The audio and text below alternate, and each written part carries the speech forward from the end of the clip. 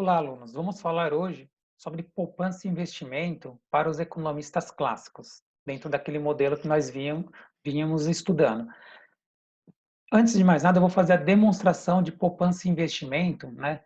Porque eles são equivalentes numa economia. Depois eu entro na discussão da poupança e investimento dentro do pensamento clássico. Tá? Vocês estão vendo aí em cima que a sigla S representa poupança e investimento I para os livros, né? Então, sempre que você pegar lá os livros, vai ter S poupança e de investimento, que são as letras iniciais dessas palavras em inglês, tá? Então, eu vou fazer uma demonstração aqui algébrica, tá? Para mostrar para a gente por que poupança e investimentos são equivalentes numa economia. Então, primeiro eu vou tratar uma economia sem governo e fechada, ou seja, não tem relação com o exterior. Então, se ela não tem relação com o exterior, ela não exporta nem importa e não tem governo para tributar, para fazer dar subsídios, para gastar.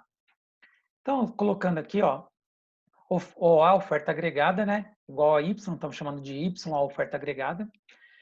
A demanda agregada, que são os gastos, estão vendo pela ótica dos gastos, né, consumo das famílias e investimento privado das empresas. Então, não tem o G dos gastos do governo, porque não tem governo. Não tem exportação e importação, porque é uma economia fechada, tá bem? Bom, lembrando que esse I de investimento é o investimento produtivo feito pelas empresas, não é o investimento financeiro, tá? Lembra que a palavra investimento lá na aula de finanças é diferente para a gente aqui de macroeconomia. Nos livros de macroeconomia, quando eu falo investimento, é o investimento produtivo, máquinas, equipamentos, infraestrutura, feito pela iniciativa privada, de tal modo que aumenta a capacidade produtiva da economia. Aquele investimento em finanças para a gente é só troca de ativo. O cara tinha recursos e comprou um título público, comprou uma debênture, tá? Então, é outro tipo de investimento. Bom, então fique atento aí a essa palavrinha, nunca se confunda. A economia em equilíbrio, tá? A oferta agregada é igual à demanda agregada. Tudo que é produzido de bens e serviços, né, é demandado e você tem o PIB, certo? Então, a oferta é igual à demanda.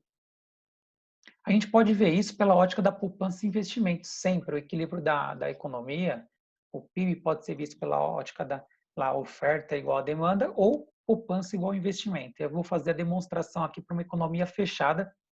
Por que, professor? Se não é real, nenhuma economia é fechada, né? Tem algumas que são muito fechadas, como uma norte-coreana, mas mesmo assim ainda há uma transação com o exterior. Porque aqui o que importa para a gente é fazer a demonstração para você entender. Se você colocar governo, e eu vou fazer isso aqui, e abrir para uma economia aberta, né? Eu não vou fazer agora, mas provavelmente em futuras aulas eu vou tratar disso daí, vou fazer essa demonstração, vai dar na mesma coisa, só que vai ficar um pouco mais complexo de você entender. Então, vamos lá. Então, eu tenho aqui oferta igual a demanda em equilíbrio. Então, logo eu tenho que, né, substituir aqui, ó, a oferta agregada, eu chamei de Y, é igual a demanda agregada. E a demanda agregada eu substituí lá, o consumo e investimento. Lembra que eu estou numa economia fechada e sem governo. Bom, se eu fizer uma manipulação algébrica aqui, ó, simplesmente eu transferi o consumo para o lado de lá. Então, ele estava somando do lado direito e foi para o lado esquerdo subtraindo, tá? Então, eu tenho que todo produto menos o consumo é igual ao investimento. Lembra que nós vimos nas primeiras aulas o fluxo circular da renda, onde o PIB pode ser medido por três óticas. O IBGE mede ele, né? Apresenta esses dados pelas três óticas. Ótica do produto, tudo que foi produzido de bens e serviços, né, é equivalente, nós vimos, a tudo que é gerado de renda, certo? Se você somar todos os tipos de renda, juros, lucro, salário, aluguel, né, dá o mesmo valor do produto que foi produzido de bens e serviços, e é o equivalente a tudo que foi gasto na economia. Você soma lá gastos do governo, investimento, né, consumo das famílias, enfim, só que aqui no nosso caso é uma economia sem governo fechada, né? Então é só consumo e investimento. Então, lembra que o produto agregado ele pode ser visto de três maneiras, né? Pela ótica da renda, da despesa e do consumo, dos gastos, tá bem? Então, o que eu estou falando aqui para você é o seguinte, que você pega a produção total de bens e serviços, ou eu poderia chamar a renda gerada total nessa economia, o Y, tá? E subtrai tudo o que foi consumido, tá? Sobrou o investimento. Isso numa economia fechada e sem governo. E tudo, se você pega toda a renda e subtrai todo o consumo, o que sobrou é o quê? É a poupança, tá? Então foi gerado X de renda, foi consumido uma parte. O que sobrou foi o quê? Poupado, tá? Então eu estou falando para você que o Y aqui, ó, menos o consumo, tá? A renda total, produto total menos o que foi consumido na economia, todo o consumo das famílias, é igual ao investimento. Então eu estou falando para você que dá para a gente analisar também a economia pela ótica da poupança e investimento, tá bem? Bom, só que os livros costumam demonstrar essa identidade e chama de identidade, poupança e investimento com esse símbolo aqui, ó, 3 tracinhos, que é de identidade. Por que que ele faz isso? Porque na literatura há uma discussão muito grande se é a poupança que determina o investimento ou se é o investimento que determina a poupança, tá bem? É uma discussão muito grande nisso daí. O que a gente sabe é que isso é uma identidade macroeconômica. Sempre poupança e investimento tendem a ser iguais, tá? Uma identidade. Agora, o que determina a sua causa e efeito, aí vai depender muito da matriz teórica que você vai seguir, né? Empiricamente, é complicado de demonstrar isso daí. Então, há uma discussão muito grande na literatura, tá bem? O fato é que poupança e investimento sempre vão tender aqui a ser iguais numa economia. Então, eu demonstrei para você a equivalência de poupança e investimento numa economia fechada e sem governo. Agora eu vou fazer o mesmo para uma economia com governo, tá bem? Então vamos lá. Uma economia com governo, só que sem comércio com o exterior, não está comprando nem vendendo nada, fechada. Bom, então parto do mesmo pressuposto, né? Oferta agregada, estou chamando de Y, demanda agregada, consumo e investimento, agora tem o G aqui dos gastos do governo, tá? Bom, em equilíbrio, a oferta é igual à demanda. Então, agora o que eu vou fazer é apenas a manipulação algébrica, tá? Então, eu substituí aqui no oferta agregada Y, certo? Na demanda agregada, que eu substituí consumo, investimento e gastos do governo. Tá? Então, oferta igual a demanda. Bom, então eu tenho aqui, ó, o que eu fiz diferentemente do que eu tinha feito anteriormente? Acrescentei os gastos do governo, e aí eu coloquei aqui um T de tributos dos dois lados da equação. Porque isso, lembra que uma equação é uma balança, né? Se eu fizer alguma coisa de um lado, se eu fizer do outro exatamente igual, não vai alterar nada, tá? Então, imagine que é uma balança aqui os dois lados. Se eu pus 10 quilos desse lado e pus 10 quilos desse outro lado, continua equilibrada a balança, tá? Pensando pela lógica econômica aqui, que eu estou colocando, ó, tem a oferta agregada agora mais os valores dos tributos, né? E tem as despesas, né? Consumo, investimento e gastos do governo, mais os tributos que estão embutidos nesses bens e serviços. Então, não alterou nada dos dois lados.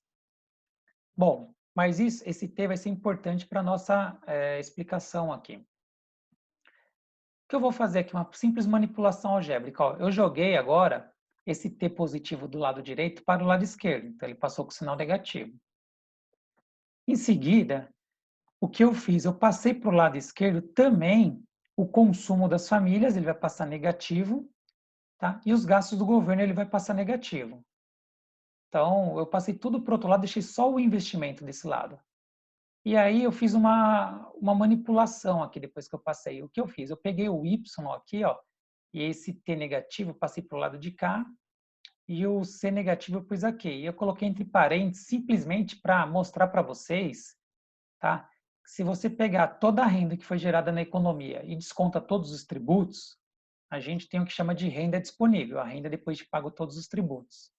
Se você desconta tudo que foi consumido nessa economia, sobrou a poupança, só que a poupança do setor privado, poupança privada, tá? Se você pega agora aquele T positivo e rearruma aqui, ó, o T positivo e o G que tinha passado para lá negativo, eu coloquei aqui, ó, tudo que o governo arrecada de tributos, menos tudo que ele subtraiu, tá? Vai ser a poupança do governo. Então ele arrecadou 100 e gastou 80, tem sobra 20. então ele tem 20 de poupança, certo? Se os gastos foram maiores que os tributos, o valor vai ser negativo, então ele despopou, teve déficit, tá? Então eu estou falando para você, por essa manipulação algébrica, que a poupança privada, que é isso aqui, mais a poupança do governo, tá? É igual ao investimento. Então, esse SP é poupança privada que eu estou chamando. O SG, poupança do governo, tá? Estou falando que a poupança privada mais a poupança do governo é igual ao investimento, tá? Em toda economia. E a poupança privada mais a poupança do governo é a poupança agregada de toda economia, tá bem? Então, em uma economia, sempre, tá, você pode ver o equilíbrio pela oferta e a demanda agregada ou pela poupança e investimento. E a poupança você pode dividir em poupança privada e poupança do governo, eventualmente. Quando a gente abrir para uma economia aberta, eu não vou fazer a demonstração agora, vai ter mais a poupança externa. Então, a gente vai ver que a poupança privada mais a poupança do governo mais a poupança externa tem que ser o equivalente ao que tem de investimento na economia, tá? Então, aqui, simplesmente, eu fiz a manipulação algébrica. Professor, está muito difícil daí. Pô, não deveria estar, é só álgebra, certo? Mas o importante aqui, o que você tem que guardar, tá? É que poupança é sempre equivalente ao investimento em uma economia. Pode ser uma economia fechada sem governo, uma economia fechada com governo, e mais para frente você vai ver, numa economia aberta, sempre poupança vai ser equivalente ao investimento. Isso você não pode esquecer de jeito nenhum.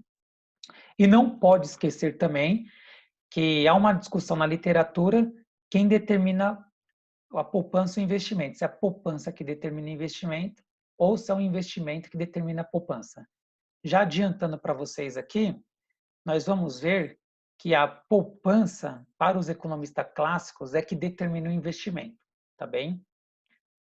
Para a economia, para a escola keynesiana, vai ser ao contrário, por exemplo. É o investimento que determina a poupança. Bom, então não esqueçam que a poupança é sempre equivalente ao investimento e a poupança pode ser dividida numa economia fechada em poupança privada e poupança pública, poupança do governo, tá bem? Por hora é isso que eu quero. Agora eu vou começar a discutir a poupança e investimento, tá? No modelo clássico. Então vamos lá. Então primeiro eu quero discutir a poupança aqui, se você acompanhar pelo livro, tá? Ele vai falar que a poupança, lá no capítulo que nós estamos discutindo o modelo clássico, hein? Para os economistas clássicos, lá no modelo clássico, ela representa sempre um sacrifício ao consumo presente.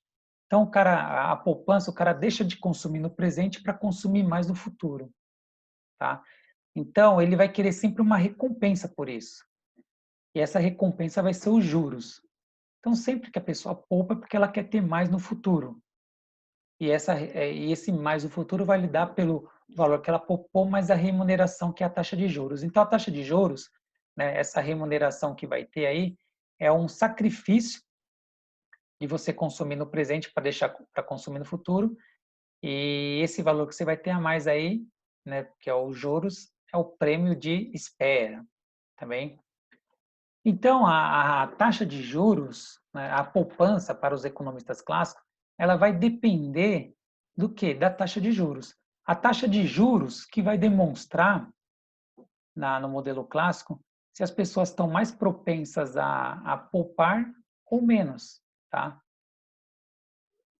Então, nós colocamos que a poupança é uma função da taxa de juros. E por que eu usei R aqui, ó, para a taxa de juros? Estou falando poupança é uma função, depende da taxa de juros. Porque R é a notação para juros que o livro do Lopes e Vasconcelos está utilizando. Eventualmente podia ser um izinho minúsculo aí. Geralmente os livros de macroeconomia, às vezes para a taxa de juros, chama de I minúsculo, né, para não confundir com o I maiúsculo, que é o investimento privado. Tá? Então, eu estou usando o R, que é a anotação do Lopes e Vasconcelos. Eventualmente, pode ser um Izinho aí em um outro livro. Tá bem? Então, e o investimento privado? O investimento privado, eles vão falar que ele é regido pela lógica de maximização do lucro das empresas. As empresas vão querer investir sempre que está levando a maiores lucros. Então, ela vai investir buscando sempre a maximização dos lucros. E o investimento, o custo de investimento é a taxa de juros. Tá? É claro que tem o custo de investimento lá, você está comprando máquinas, equipamentos, enfim, tem o custo disso, mas a taxa de juros que vai influenciar esse custo. E aí é muito importante, para os economistas clássicos, vão dizer que o investimento privado, na medida que você vai aumentando o investimento privado, tá? Ou seja, você vai aumentando o estoque de capital dessa economia, esse capital que vai acrescentando, ele vai sempre levando a um produto marginal, ou seja, na margem, né, menor, tá? Então, em outras palavras, estou falando para você, ó, sempre que a empresa uma economia vai aumentando a quantidade de capital nessa economia, vai fazendo investimento, aumentando a quantidade de capital, o estoque de capital, tá? O produto da economia vai crescendo, produto agregado, porém, ele vai crescendo a taxas decrescentes, porque cada quantidade de capital a mais vai gerando um produto marginal menor, tá? É a mesma lógica que a gente viu lá do mercado de trabalho para os economistas clássicos, tá? Lembra que a gente viu lá atrás no mercado de trabalho que a demanda por trabalho, né, era função do salário real, tá? E a produtividade marginal do trabalho era decrescente? É mais ou menos essa mesma lógica que está aqui. Então, o salário real se poderia substituir eventualmente pela taxa de juros e o produto marginal pelo produto marginal do capital aqui, tá? E por que é decrescente o produto marginal do capital? Imagine o seguinte, imagine uma região, tá, que não tem estrada nenhuma, aqui no interior do Brasil, lá no centro-oeste, uma região que não tem uma estrada nenhuma. Aí alguém, sei lá, estamos falando aqui do capital privado, né? Então, constrói, enfim, uma estrada lá, o capital privado constrói uma estrada no meio daquela região que não tinha estrada nenhuma. Ora, aquilo ali vai ter um efeito na economia gigantesco, tá? Vai aumentar o produto agregado ali daquela região tremendamente, porque agora tem uma estrada, então vai ter como escoar os produtos agora mais facilmente, vai aumentar a produtividade, vai instalar comércio, vai instalar uma série de... vai estimular toda aquela economia. Agora suponha que você faz naquela outra região uma outra estrada cortando, né? Em um outro ponto. Imagine assim, ó, vou fazer aqui um risco. A gente tem essa região aqui, ó, eu construí a primeira estrada aqui, ó. Tá. Então, isso aqui vai trazer muito desenvolvimento para essa economia, vai aumentar o produto, a produção de bens e serviços dessa economia tremendamente, tá? Aí eu venho e construo uma outra estrada aqui agora assim, ó. Certo? Isso aqui também, essa nova estrada vai fazer com que essa economia cresça mais, a produção de bens e serviços cresça mais, vai ter mais, vai aumentar a produtividade aqui de todo mundo que está nessa região, vai trazer mais comércio, indústria, enfim. Agora imagine que eu vou construo outra estrada aqui, ó, certo? Construo outra, aí venho com outra aqui, ó. Imagine que cada estrada que eu vou construindo aqui, vou aumentando esse capital, tá? O produto, a produção de bens e serviços nessa economia vai aumentando, só que cada vez a taxas decrescentes. Porque cada estrada que eu vou construindo adicionalmente agora, ela vai me trazendo menos retorno, né? Então imagine que chega um momento que eu vou colocando tanta estrada aqui, ó, tanta estrada, que cada estrada adicional, o que ela vai me acrescentar, o produto marginal do capital, ou seja, desse investimento, vai sendo cada vez menor, tá bem? Então ele é decrescente, decrescente, tá? Imagine o Brasil tem grande deficiência de logística, estradas, né, ferrovias, tal. Então aqui quando você faz uma ferrovia nova, uma estrada nova, enfim, o produto marginal é altíssimo. Agora vai lá na Europa que eles já têm toda a infraestrutura feita. Construir mais estrada, ferrovia não vai trazer muito, produto marginal vai ser muito pequenininho, porque eles já têm toda uma infraestrutura bem feita naquele país, tá? Então o produto marginal do capital deles é bem menor, porque ele vai sendo decrescente na medida que eles vão fazendo mais. Para a gente também vai sendo decrescente, mas no primeiro momento é elevado, porque a gente quase não tem, né? A infraestrutura nossa é precária. Então, enfim, tentei exemplificar para você aqui, não sei se consegui, por que que o produto marginal do capital tende a ser decrescente, tá? Você pode fazer isso aqui matematicamente também, uma outra demonstração. Acho que não vale a pena a gente perder tempo nisso agora, tá?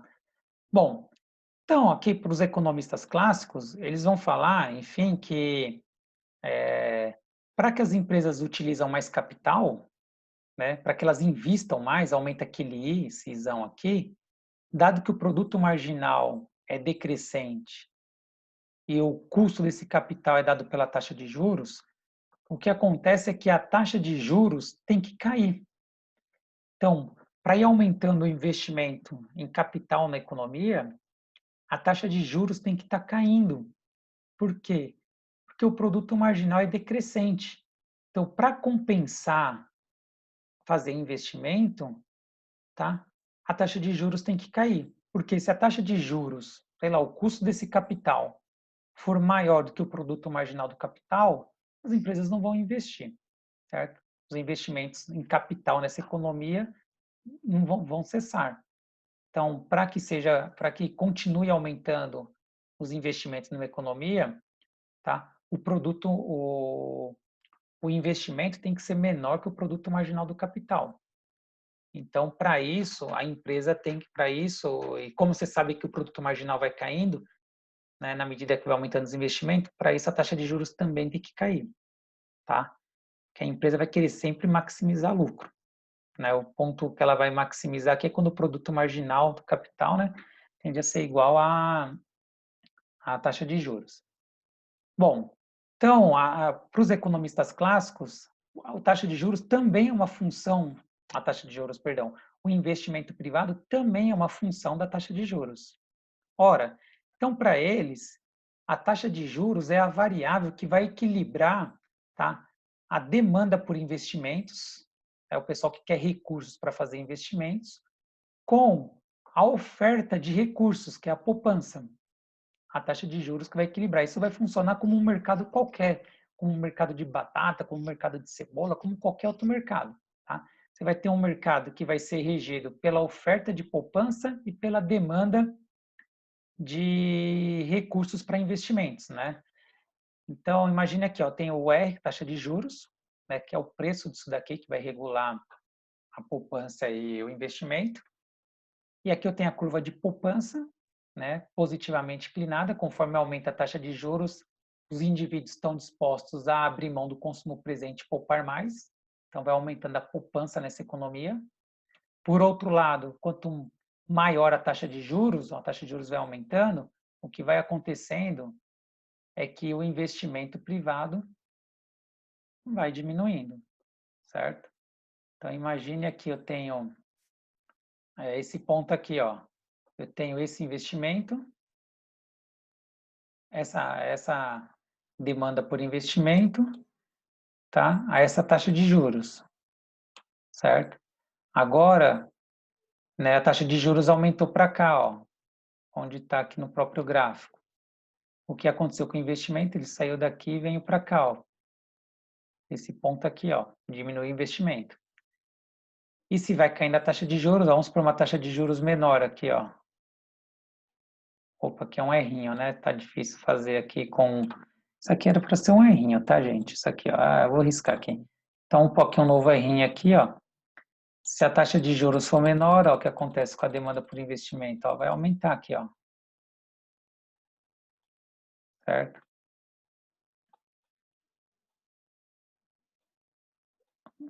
Então, enfim, você tem aí a taxa de juros correlacionada negativamente com o investimento e a poupança correlacionada positivamente. Então, você tem esse mercado aqui de fundos, né, que esses economistas vão chamar. E a taxa de juros é o que vai regular isso. Então, se eu tiver em algum momento uma oferta de poupança maior do que uma demanda por poupança, então imagine que uma taxa de juros aqui, ó, nesse ponto aqui, ó. Ó, o que vai acontecer? A poupança vai ser isso aqui, ó. O pessoal vão estar disposto a essa taxa de juros poupar essa quantidade aqui, ó. Certo? Porém, essa taxa de juros, a demanda por investimento, ó, vai estar aqui, ó.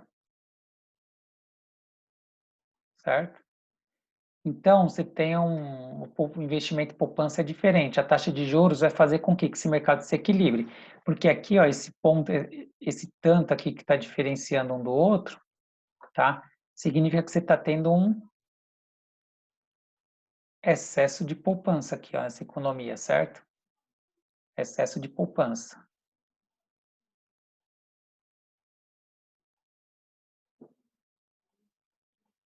E tá horrível aqui escrever isso aqui, excesso de poupança, enfim, excesso de poupança aqui, ó, tá? Que é dado pela diferença desses dois. Então, o que vai acontecer se tiver um excesso de poupança? Olha, tem poupança demais em relação ao que os empresários querem de recursos para fazer investimento. Então, o que vai acontecer é simplesmente que a taxa de juros, que é o preço desse mercado aqui, vai regular. Então, vai fazer com que a taxa de juros vai ter que cair para aumentar o investimento, certo? Só que na medida que ela vai caindo, menos os consumidores vão estar dispostos a poupar. Vão poupar menos consumidores vão querer poupar, até você vir para um ponto em que é o ponto de equilíbrio, onde a poupança e investimento vai ser igual. E se tiver na parte de baixo aqui a taxa de juros, significa que está muito baixo, vai ter demanda demais por investimento em relação à poupança. Então vai ter escassez de poupança, certo? Aí vai fazer o quê? A taxa de juros vai aumentar, tá? Para que mais pessoas estejam dispostas a aumentar a poupança, tá? Só que ao mesmo tempo vai fazer com que diminua a demanda por recursos para investimento, até chegar a esse ponto de equilíbrio aqui, tá? Então a taxa de juros vai regular esse mercado aqui, vai regular esse mercado, tá? Então sempre você vai tender investimento igual poupança aqui. E a taxa de juros vai ser o mecanismo que vai regular isso daqui. Bom, e aí você deve estar se perguntando, pô, professor, mas eu já vi, tá, em aulas anteriores, lá o mercado monetário, a oferta de moeda determinada pelo Banco Central, a demanda por moeda lá em função, tá, das transações, em função da taxa de juros, e eu vi que o governo consegue alterar a taxa de juros. Bom, para os economistas clássicos, o que acontece? O governo pode até alterar a taxa de juros fazendo política monetária lá, mexendo com a oferta de moeda, que foi o que vocês já viram. Só que vai acontecer nesse mercado? Nesse mercado, a taxa de juros que ele vai alterar vai ser a nominal, a taxa de juros real ele não vai conseguir alterar. Então, aqui, no modelo clássico, nós estamos trabalhando com a taxa de juros real, né? Então, até coloquei aqui, ó, taxa de juros real, tá? Taxa de juros real. O governo pode tentar até alterar com as políticas dele, né, a taxa de juros da economia, só que ele vai alterar o nominal, não vai conseguir alterar a real. Tá? Então, qualquer intervenção do governo que tenta alterar a taxa de juros vai fazer com que a taxa de juros real sempre tende a ir para o seu equilíbrio. Tá? Então, o pessoal vai, com base nessa teoria aqui, né, uma discussão que tem muito grande é que fala, ó, o país investe pouco porque poupa pouco. Você já deve ter ouvido muito isso daí. Né? O pessoal diz, olha, no Brasil a poupança é baixa. Como a poupança é baixa, o investimento é baixo. Então, o que está falando? Quando você ouve alguém falando isso daí, a pessoa está falando o quê? Que, na verdade, né, a poupança que determina investimento, que é o que esses economistas defendem aqui do modelo clássico. Tá? Poupança é baixa, investimento é baixo. Tá? Então, você teria que, para aumentar os investimentos aqui, né, com o efeito de fora, mexer com a oferta de poupança. Porque o investimento privado, a gente já sabe que tem aqueles rendimentos decrescentes com a taxa de juros. Então, o que você tem que fazer é aumentar a oferta de poupança. Então, imagine que você tem uma política que aumente a oferta de poupança. Essa curva de poupança vai deslocar para cá, ó, é um fator exógeno que está aqui no gráfico, certo? Então, essa nova curva de poupança, ó, o ponto de equilíbrio vai ser para cá. Então, o novo ponto de equilíbrio de investimento e poupança vai ser esse daqui, ó. Investimento igual poupança. Vai tender para cá. A taxa de juros vai equalizar isso daí. E aí, nesse novo ponto aqui, ó, o que aconteceu, ó? Com uma poupança maior, caiu a taxa de juros, certo? Real nessa economia, ó, caiu para cá agora. Esse novo errinho aqui, ó. Tá difícil de fazer isso aqui com o mouse. E o investimento e a poupança, ó, saíram daqui e vieram para cá, certo? Então, você tem que aumentar a poupança para cair a taxa de juros, né? E com isso compensar para os empresários investirem mais, porque o produto marginal do capital é decrescente. Então, a taxa de juros, que é o custo dele, tem que cair para que aumente os investimentos, tá? Então, você já deve ter ouvido muito, ó, preciso poupar mais para que a taxa de juros caia no país e aumente os investimentos. O Brasil poupa muito, pouco, poupa muito pouco. Então, o brasileiro ele é consumista. Então, por exemplo, eu conversando com um colega meu um tempo atrás, um conhecido, né, um colega, e ele falou para ele é filho de taiwanês, de Taiwan, né? E ele falando para mim, ele falou, Lincoln, olha, eu fui que nasci no Brasil, mas eu vou muito lá para Taiwan, conheço o pessoal e é muito diferente, por exemplo, como os jovens de lá pensam em relação aqui a essa questão do futuro e da poupança. Ele falou, aqui o cara ganha um dinheirinho a mais, arrumou um emprego melhor, o jovem, ele já quer comprar um tênis de marca, roupa de marca, um carro, né? Ele já pensa em consumir. Lá não. O jovem lá, ele pensa o quê? Eu tenho que poupar agora que eu sou jovem, que eu tenho energia para trabalhar, porque eu vou precisar de recursos quando eu tiver mais velho, tá?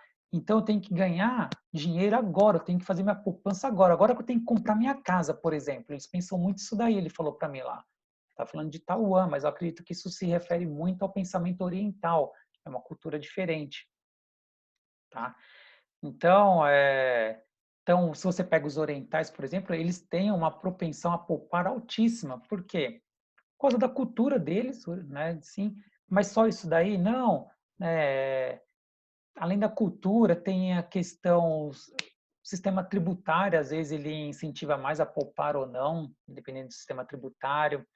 É, são várias composições, né? Por exemplo, aqui no Brasil, uma crítica que os liberais faz muito é que uma das tendências a gente poupar pouco é porque por exemplo, a gente tem sistema público de saúde e tem previdência pública.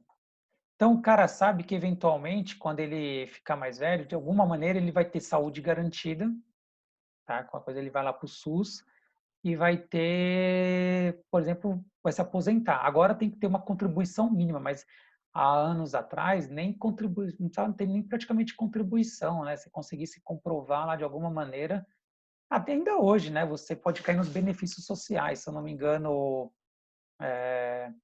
tem lá não aposentadoria, mas benefício de prestação continuada, né? Então o cara consegue ter alguma renda garantida quando está mais velho, de alguma forma, né?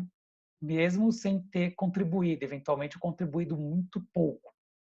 Então, os economistas liberais vão falar, tá vendo? Isso aí são exemplos de incentivos a fazer com que a poupança seja baixa na economia. Vai dar um exemplo, tá?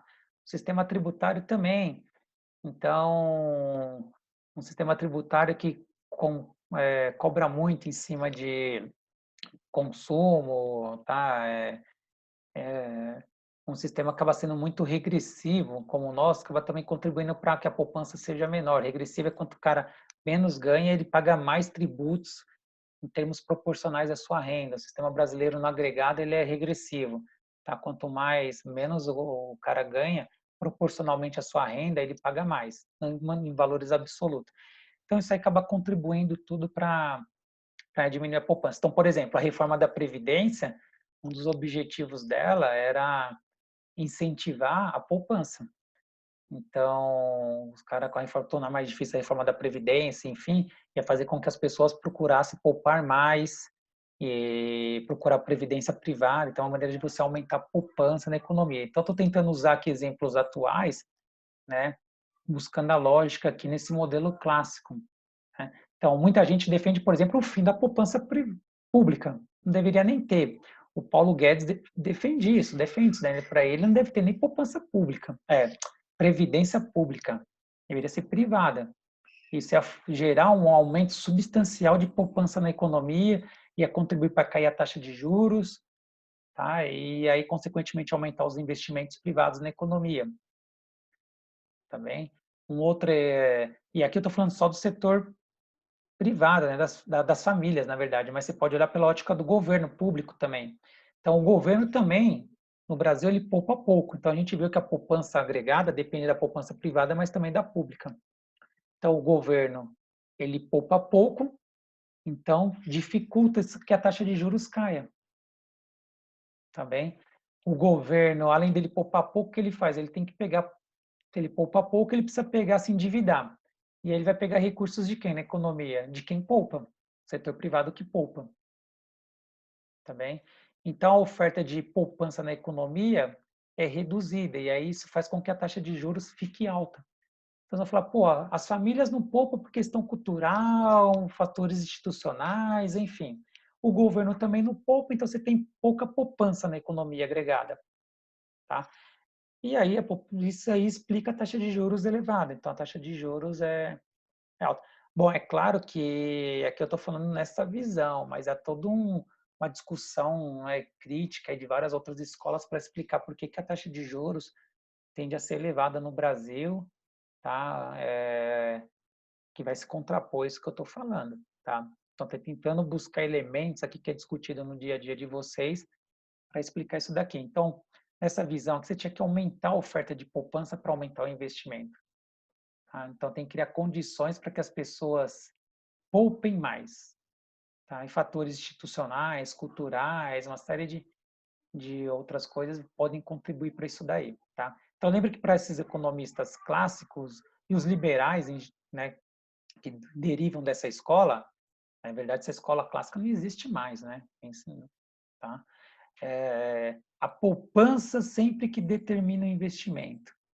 Então, para a taxa de juros cair, tem que aumentar a capacidade de poupança nessa economia. Taxa de juros real, que é a que importa na economia. A taxa de juros real, lembra que é a taxa de juros descontada da inflação. Tá?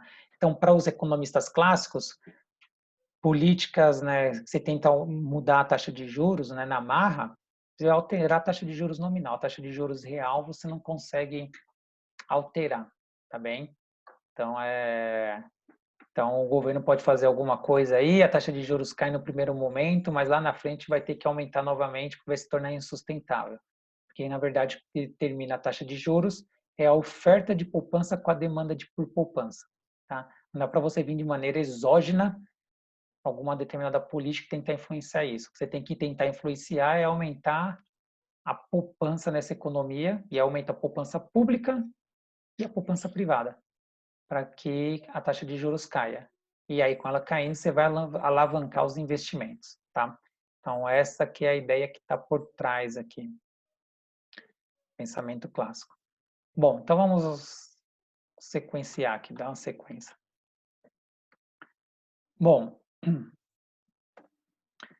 aqui eu vou acrescentar para vocês o governo nessa economia, tá? Pela ótica da poupança e do investimento. Então, veja que é o mesmo gráfico anterior, só que aqui na poupança acrescentou um T de tributos e aqui no I acrescentou um G de governo. Tá? Então, eu vou fazer a demonstração para você aqui. Então, vamos lá. Vou partir da mesma lógica anterior. Ó. Então, oferta agregada, tá? Vou chamar de Y, a demanda agregada, consumo, investimento e gastos do governo, tem o governo aqui nessa economia. Em equilíbrio, oferta agregada igual a demanda agregada. Substitui aqui o Y, o C e o G. Então, tem aqui, oferta agregada igual a demanda agregada é o PIB, certo? Equilíbrio na economia. Bom, aí o que eu fiz? Aqui eu acrescentei o tributos, que tem o governo, né, dos dois lados, igual eu tinha feito na passagem anterior, nada de novidade. Só que aqui, o que eu fiz? Joguei os dois T para cá. Na verdade, o primeiro T está desse lado, eu passei esse outro que era positivo para cá, ficou negativo. Agora eu vou fazer uma outra demonstração com a mesma álgebra que eu tinha feito lá anteriormente. Peguei aqui o Y, como eu tinha feito anteriormente, o T negativo, e pus o C aqui. Eu pus entre parênteses para simplificar. Então, estou falando, ó, a renda gerada nessa economia, que o produto agregado é igual à renda agregada, né? Se descontar todos os tributos, sobra a renda disponível. Se desconta o que consumiu, o que sobrou é a poupança. Então, estou falando da poupança privada aqui. Exatamente igual ao que eu tinha falado anteriormente. Tá? Mais os tributos, mais esse T aqui positivo, é igual o I e o G. O C eu tinha passado para lá, certo? Então, estou falando que a poupança privada mais os tributos é igual ao investimento mais os gastos do governo. tá? Bom, então veja bem. É, deixa eu só...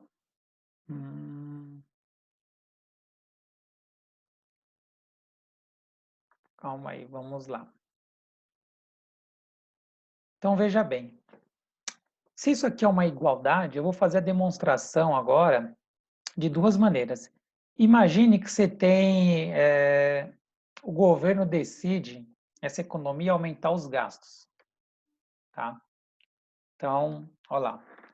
Então, eu vou fazer aqui, vou demonstrar para vocês, tentar explicar por meio dessa equação que está aqui e por essa equação que está aqui, ó, tá? As consequências de uma política fiscal para o modelo clássico, onde tem o governo. Então, vejam bem, ó, suponha que o governo aumente os gastos do governo. Se o governo aumentou o G, os gastos do governo, olha aqui, do lado da demanda agregada, aumentou o G, certo? O que vai acontecer segundo esse modelo? Ó, se aumenta os gastos do governo, vou fazer pelo gráfico agora, fazer demonstração por várias maneiras. Ó, tá aqui, o investimento mais gastos do governo, aumentou. Olha o que vai acontecer aqui, essa curva vai se deslocar para a direita, certo? Vai aumentar, ou para cima, certo? Então, você tem a nova curva aqui, ó, investimento em gastos do governo, porque aumentou o G. Bom, o que vai acontecer nessa economia aqui é que a taxa de juros vai aumentar, certo? Você vai ter aqui um primeiro momento, certo? Vai aumentar aqui e vai aumentar a taxa de juros. Essa economia vai ter que aumentar a taxa de juros, ó. Vai ter uma nova taxa de juros. Bom, então, quando aumenta os gastos do governo, segundo os economistas da escola clássica, o que vai acontecer? Vai aumentar a taxa de juros. Aumentou o izinho. Ora, se aumenta a taxa de juros, o que vai acontecer? Tá? Se aumentou a taxa de juros, as pessoas vão poupar menos. A poupança vai diminuir. Por que vai diminuir? Olha aqui, ó. Quando aumenta a taxa de juros, lá atrás eu falei para você que vai aumentar a poupança, as pessoas tendem a poupar mais, certo? O consumo presente vai ficar mais caro, então vão diminuir o consumo presente para consumir mais no futuro, que vão ter uma rentabilidade maior. Então as pessoas vão tender a poupar mais. Então o que eu estou falando para você é que o que vai acontecer quando aumenta a taxa de juros é que as pessoas vão aumentar a poupança privada. Está aumentando aqui, ó, poupança privada. Aumentou a taxa de juros, aumenta a poupança privada. Então, se a taxa de juros está muito alta, pensa na nossa economia. O cara fala assim, agora está dando, a poupança está pagando mais, vou deixar mais dinheiro na poupança. A poupança praticamente paga muito pouco, né? Mas o cara vai falar assim, não, vou poupar, vou comprar títulos públicos, vou comprar um CDB, vou comprar uma debênture, enfim, está pagando juros mais altos, comprar algum título financeiro, aí eu vou poupar de alguma maneira, porque os juros vai estar mais alto nessa economia. Então, aumenta a poupança. Só que se aumenta a poupança, o que está acontecendo nessa economia, certo? Vai diminuir o consumo das famílias. Olha aqui, ó. Para aumentar essa poupança, olha aqui nessa expressão algébrica, tem que reduzir esse consumo, certo? Reduz esse C, aumenta o valor que vai estar aqui, ó. Aumenta a poupança. Só que se aumenta, então se aumenta para aumentar a poupança privada, tem que diminuir o consumo das famílias. Então, ó, então o aumento dos gastos do governo, aqui pelo gráfico, eu estou falando para você, aumentou a taxa de juros. Por quê? Vai haver uma maior demanda por investimento, recursos para investimento.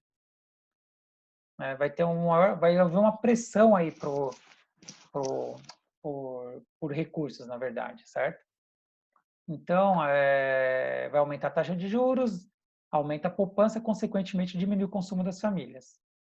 O que mais vai acontecer? Ora, se aumenta os gastos do governo, aumenta a taxa de juros, o que vai acontecer com o investimento? Tá? Tende a cair, porque uma taxa de juros mais alta vai levar a uma redução dos investimentos privados. Tá bem?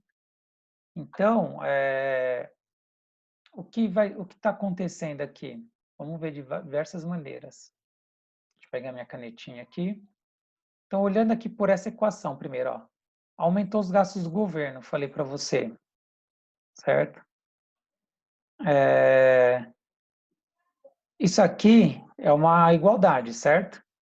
Então, você aumentou os gastos do governo, falei que aumentou a taxa de juros, aumentar a poupança privada, então,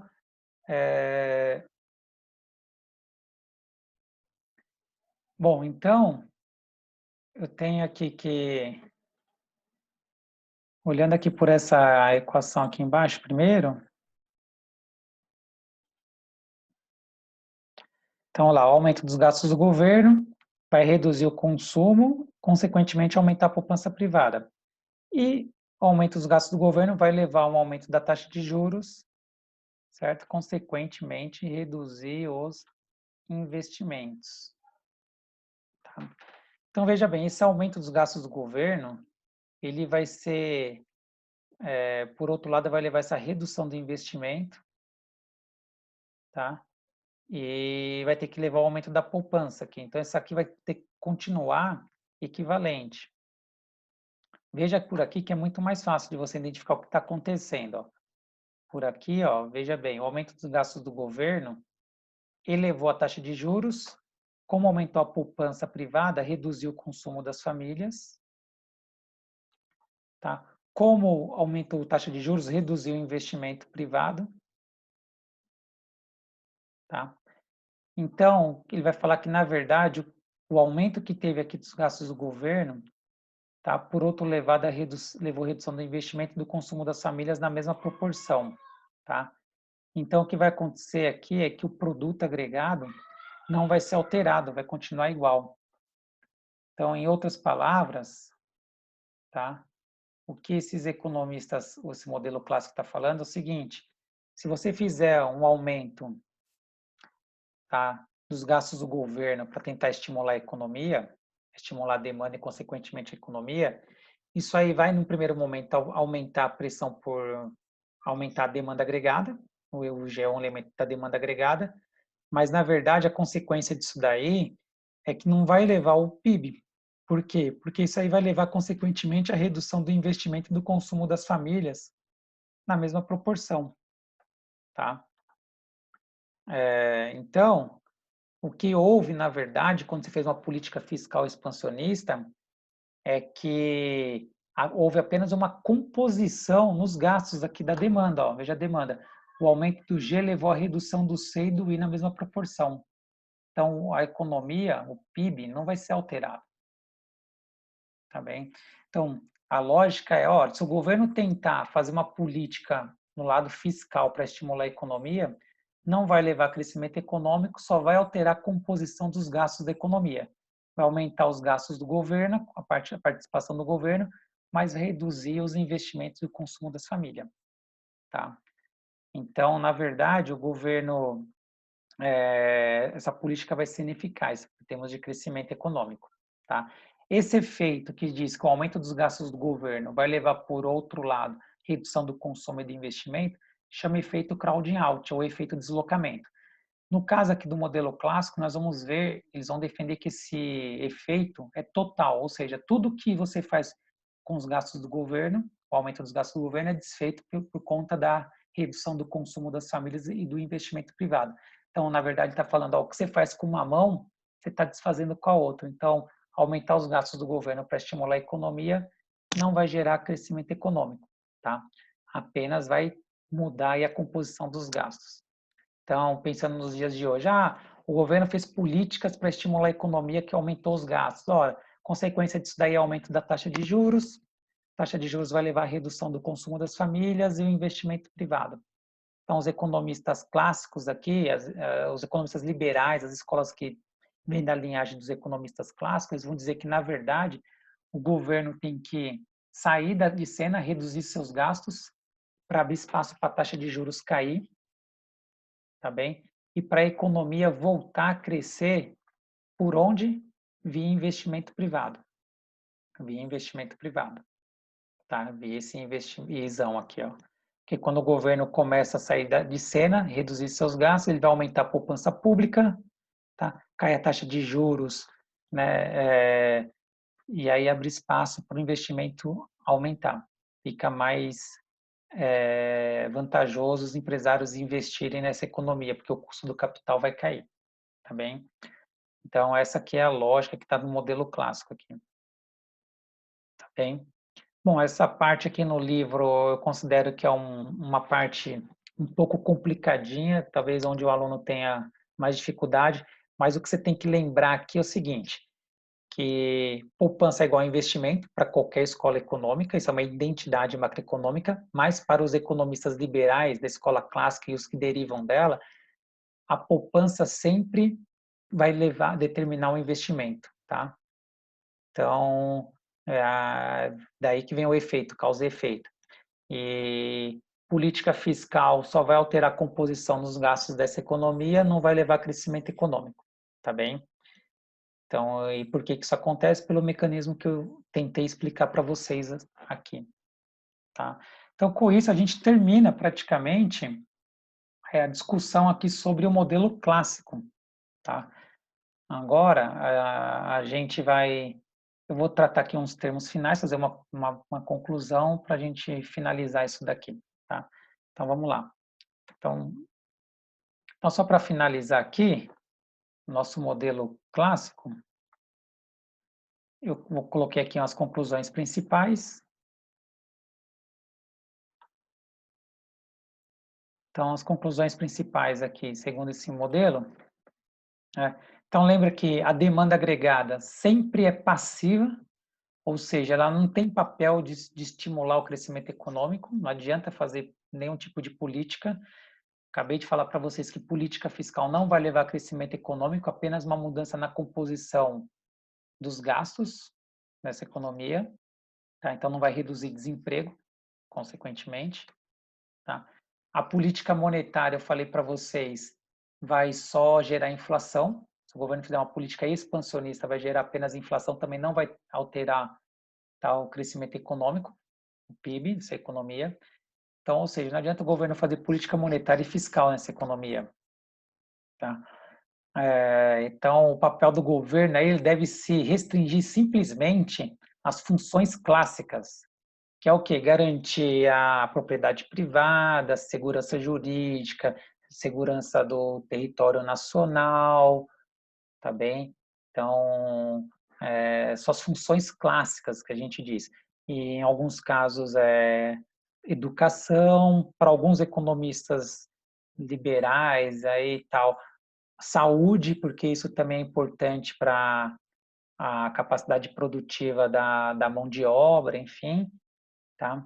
Tem externalidade positiva, educação e saúde, o benefício social é maior do que o privado, então alguns economistas clássicos, muitos economistas liberais ainda vão defender isso daí, sua totalidade, tá? Mas o Estado tem que ser o mínimo possível, garantir a concorrência, né? Porque a concorrência para não ter oligopólios, monopólio de nenhum tipo, para que o mecanismo de preço funcione aí da maneira mais eficiente possível nessa economia, tá? Então, jamais o governo tem que ser ativo na economia, tentando gerar crescimento econômico, tentar reduzir o desemprego por meio de políticas econômicas. Ele deve fazer apenas sua função clássica.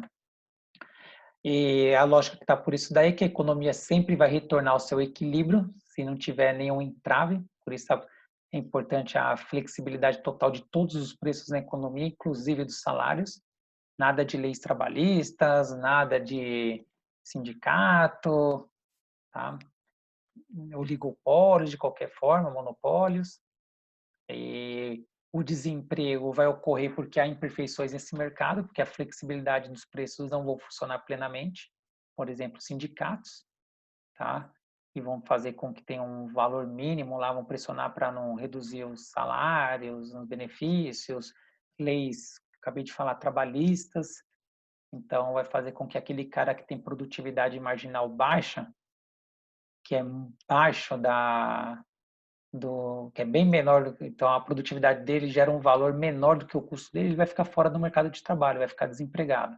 Então você deve fazer com que não tenha sindicatos, não tenha lei trabalhistas, para que a mão invisível lá do Adam Smith, mecanismo de oferta e demanda, funcione da maneira mais livre possível, e assim vai ajustar a economia. Pelo contrário, sempre que você tem algum problema na economia, geralmente deriva de alguma intervenção do Estado nela.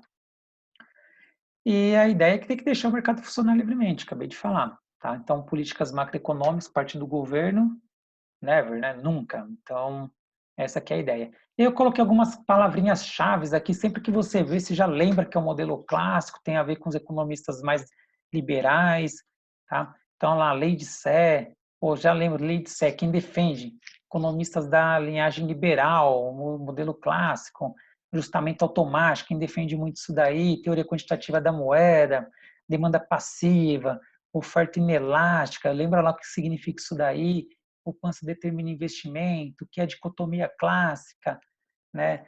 Inexistência de desemprego involuntário, ou seja, aquele cara que quer trabalhar e não encontra emprego, não existe isso daí, tá? Desemprego involuntário, só existe desemprego voluntário para os economistas clássicos.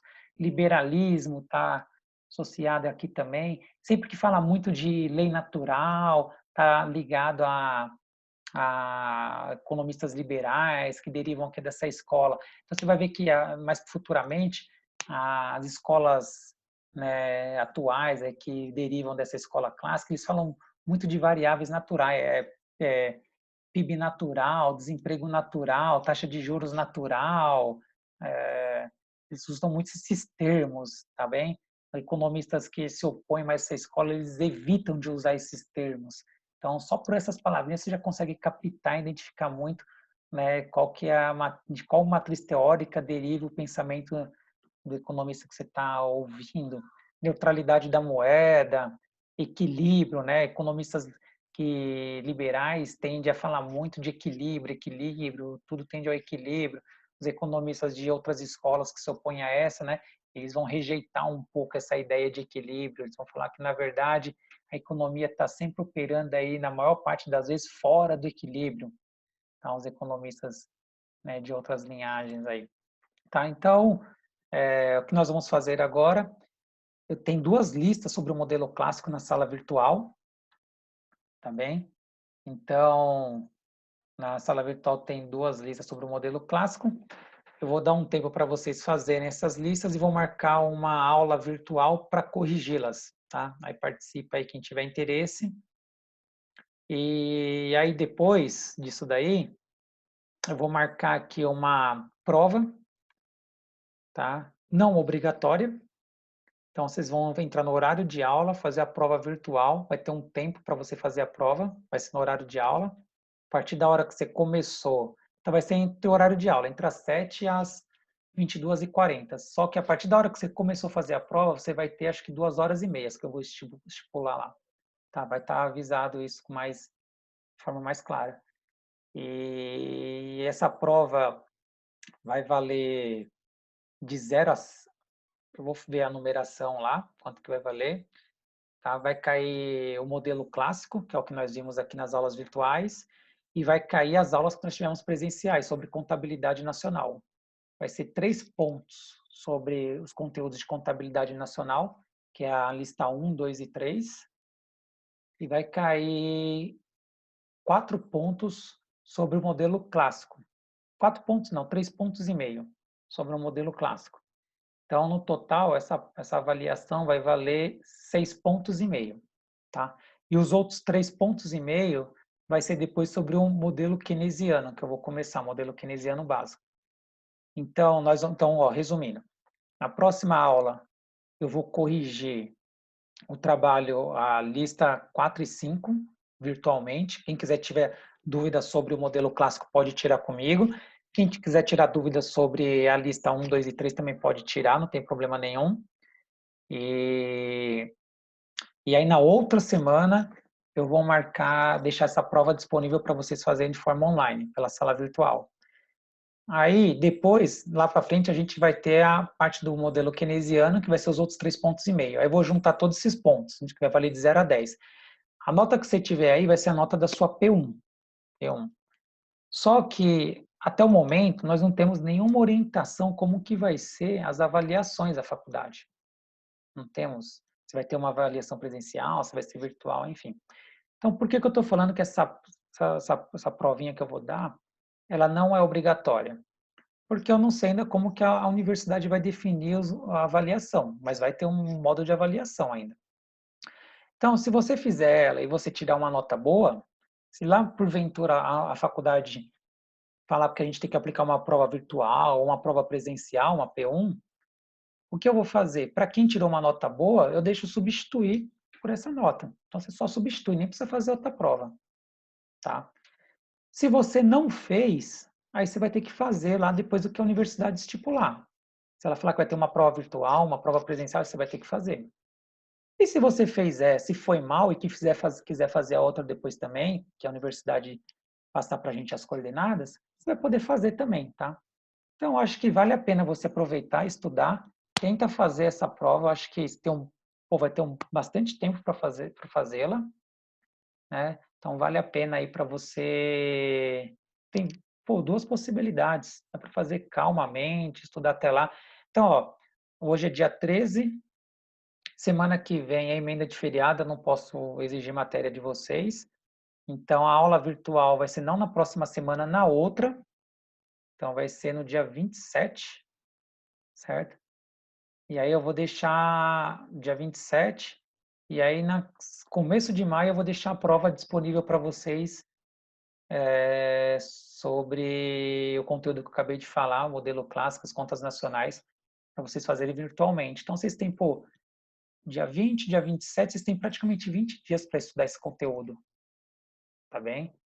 Então, é isso daí, pessoal. Bons estudos, guardem as dúvidas, vamos discutir aí na próxima reunião virtual. Vou mandar um e-mail para vocês, vou colocar na sala virtual as coordenadas mais detalhadamente. Um grande abraço.